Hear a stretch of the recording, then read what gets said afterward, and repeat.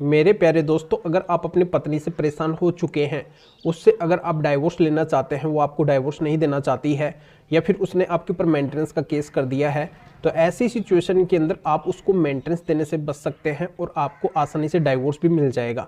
बस इसके लिए आपको कोर्ट के अंदर ये केवल 2 बातें साबित करनी पड़ेगी। इन बातों को अगर आप साबित कर देते हैं तो दोनों काम आपके बड़ी आसानी से हो जाएंगे। तो ये 2 सबूत कौन से हैं जिनको साबित करने से इतना बड़ा फायदा आपका हो जाएगा, ये पूरी जानकारी मैं इस वीडियो के अंदर बताने वाला हूँ। वीडियो बहुत ही महत्वपूर्ण है, इसलिए आपको करना क्या है, वीडियो को बिल्कुल अंत तक देखना है, तभी कंप्लीटली पूरी जानकारी आपके समझ में आएगी। और ये आपका अपना चैनल है, इसको अगर आप अभी तक सब्सक्राइब नहीं करे हैं तो पहले आप इसको सब्सक्राइब कर दीजिए और साथ में बेल आइकन को भी दबा दीजिए। तो चलिए शुरू करते हैं।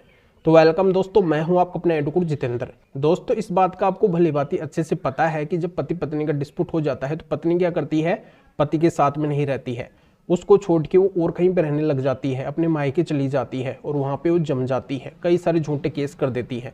ऐसी सिचुएशन के अंदर अगर पति उसको रखना चाह रहे हैं तो पति क्या करते हैं, अपनी तरफ से कई सारे रास्ते अपनाते हैं। पति मीटिंग भी करते हैं, लीगल नोटिस भी भेजते हैं, सेक्शन 9 का केस भी फाइल कर देते हैं, यानी कि RCR भी फाइल कर देते हैं। तो ऐसी सिचुएशन के अंदर भी पत्नी का कोई भी जवाब नहीं आता है, पत्नी रहने के लिए बिल्कुल भी तैयार नहीं होती है और पत्नी के पास में कोई उपयुक्त कारण भी नहीं होता है अलग रहने का। बस पत्नी बेबुनियाद आरोप लगाती है, पर पत्नी के पास में ऐसे कोई भी एविडेंस नहीं होते हैं कि वो क्यों अलग रह रही है।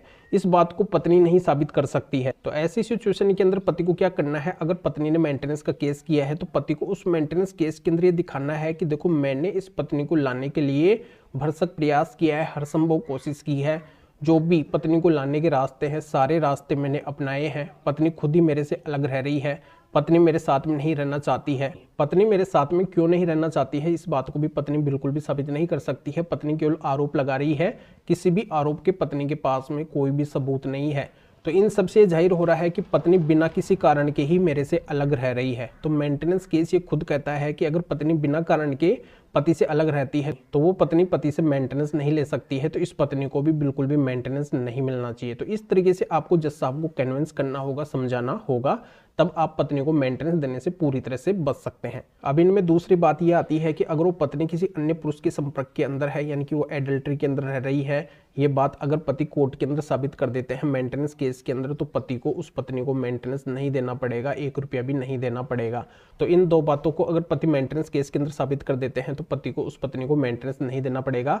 इसी तरीके से डाइवोर्स का केस है, अगर पत्नी डाइवोर्स नहीं देना चाहती है, पति ने अगर खुद डाइवोर्स का केस अप्लाई किया है, तो ऐसी सिचुएशन के अंदर भी पति को एक डिजर्शन ग्राउंड रखना है।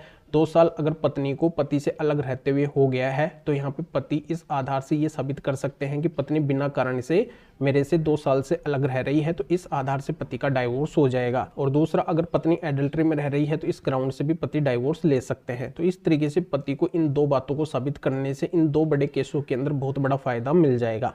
तो जानकारी आपकी समझ में आ गई होगी। अगर कोई भी लीगल प्रॉब्लम है, किसी भी तरीके की कोई भी कानूनी समस्या है आपकी, तो स्क्रीन के ऊपर मेरे व्हाट्सअप नंबर शो हो रहे हैं, इसके ऊपर व्हाट्सअप मैसेज करके अपॉइंटमेंट बुक करवा के डायरेक्टली मेरे से कॉल के ऊपर बात कर सकते हैं। अपनी किसी भी तरीके की कोई भी कानूनी समस्या है तो उसका समाधान मेरे से जान सकते हैं। तो अभी आपको करना क्या है, वीडियो को लाइक करना है और शेयर भी करना है, जो और लोगों तक जानकारी पहुँच सके। तो वीडियो देखने के लिए आप सभी का बहुत बहुत धन्यवाद।